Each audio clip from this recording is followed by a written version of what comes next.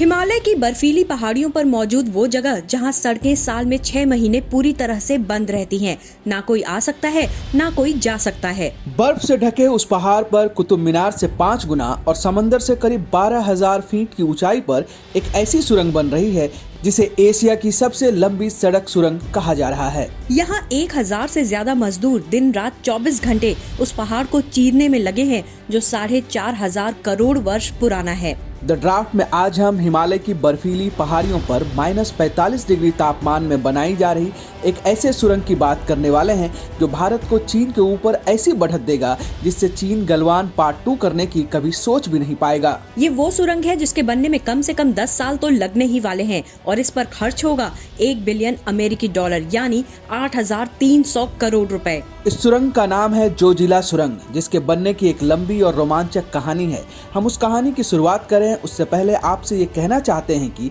अगर आपको हमारा वीडियो पसंद आता है तो लाइक करें, शेयर करें, कमेंट करें और सब्सक्राइब जरूर करें। आप सब्सक्राइब का एक बटन दबाते हैं तो हमारा मनोबल बढ़ता है। हमें लगता है कि हमारी मेहनत सफल हो रही है। हम एक वीडियो बनाने में पूरा हफ्ता खर्च करते हैं, इसलिए हमारे चैनल को सब्सक्राइब जरूर करें। -45 डिग्री तापमान में जब हाथ जम जाता है, उस जगह पर बन रही सुरंग की कहानी को आगे बढ़ाते हैं और सबसे पहले उस पूरे इलाके को समझते हैं जहां ये सुरंग बन रही है। श्रीनगर से लेह की दूरी करीब 425 किलोमीटर है। इस दूरी को तय करने में करीब 12 से 15 घंटे का समय लगता है। इसी रास्ते में नेशनल हाईवे 1 पर श्रीनगर से करीब 100 किलोमीटर की दूरी पर एक बर्फीला रास्ता है जिसे जोजिला पास कहा जाता है। ये इतना खतरनाक है कि साल में 6 महीने बर्फबारी के कारण इसे बंद करना पड़ता है। इसके बंद होने पर लद्दाख का पूरे देश से सड़क संपर्क टूट जाता है, यानी आप सड़क के रास्ते श्रीनगर से लेह नहीं जा सकते।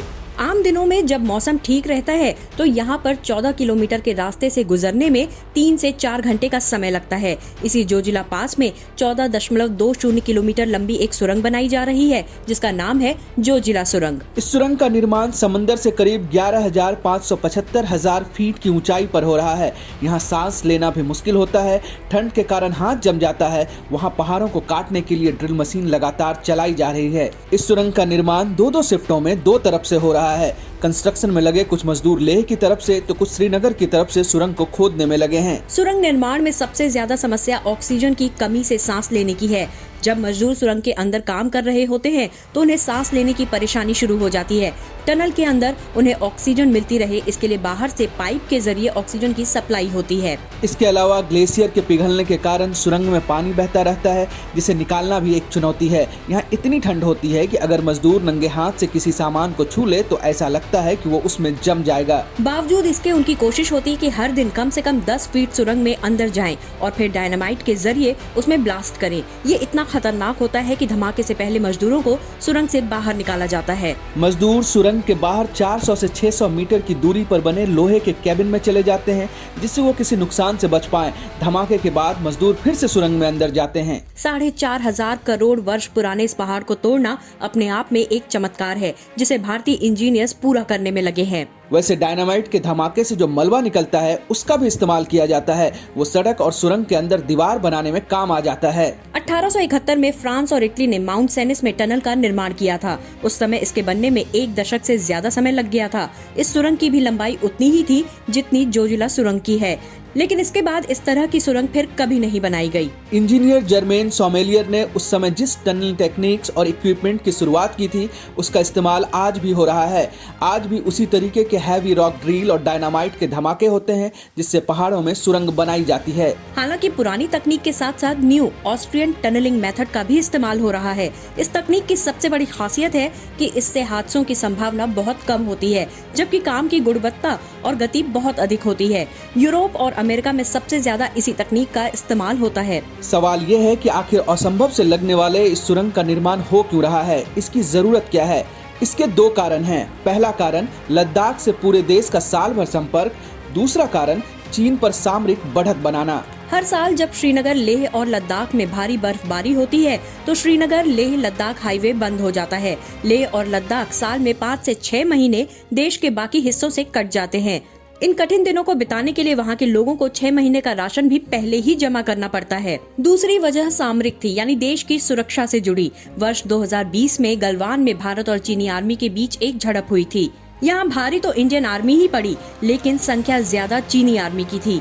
भारत की कम संख्या होने के पीछे कारण था गलवान तक पहुंचने में लगने वाला लंबा समय और मुश्किल रास्ता। लेकिन लेह लद्दाख में ऐसा पहली बार नहीं था कि चीनी आर्मी का इंडियन आर्मी से एनकाउंटर हुआ हो। वर्ष 2000 और 2010 के बीच सेना कई बार आमने सामने हुई थी, लेकिन झड़प बड़ी नहीं हुई थी, इसलिए खबर भी नहीं बनी। इसके अलावा पाकिस्तान ने इसी बर्फबारी और सड़क संपर्क के टूटने का फायदा उठाकर 1999 में कारगिल युद्ध की शुरुआत की थी। हालांकि पाकिस्तान को मुंह की खानी पड़ी थी। उस समय की सरकारों को इस बात का एहसास था कि भविष्य में चीन और पाकिस्तान कारगिल, लेह और लद्दाख की सीमा पर समस्या बढ़ा सकते हैं। इसलिए 2004 में तब के पीएम मनमोहन सिंह ने सबसे पहले सोचा था कि जम्मू कश्मीर से लेह लद्दाख पहुंचने के वक्त को कैसे कम किया जाए, जिससे चीन बॉर्डर पर भारतीय सेना सड़क मार्ग से तेजी से पहुंच पाए। 2004 में पीएम मनमोहन सिंह के मन में ये विचार जरूर आया, लेकिन 2012 तक इस पर कुछ नहीं हो पाया। टनल पर पहली बार प्रोजेक्ट रिपोर्ट 2012 में बनी और 2013 में मनमोहन सिंह कैबिनेट ने इसे मंजूरी दी। 2014 के लोकसभा चुनाव से पहले आनन फानन में पीएम मनमोहन सिंह ने इसकी आधारशिला भी रख दी, लेकिन काम शुरू नहीं हुआ और 2014 में सरकार बदल गई। कुछ समय तक ठंडे बस्ते में रहने के बाद 2018 में श्रीनगर से लेह के बीच जोजिला पास के लिए नई प्रोजेक्ट रिपोर्ट तैयार हुई। नए प्रोजेक्ट रिपोर्ट में तय हुआ कि सोनमर्ग से मिनीमर्ग तक 33 किलोमीटर लंबी सड़क बनाई जाए, जिसे 2 फेज में बांटा गया। पहला फेज जेडमोरा से जोजिला के बीच है, जो 18.47 किलोमीटर का है।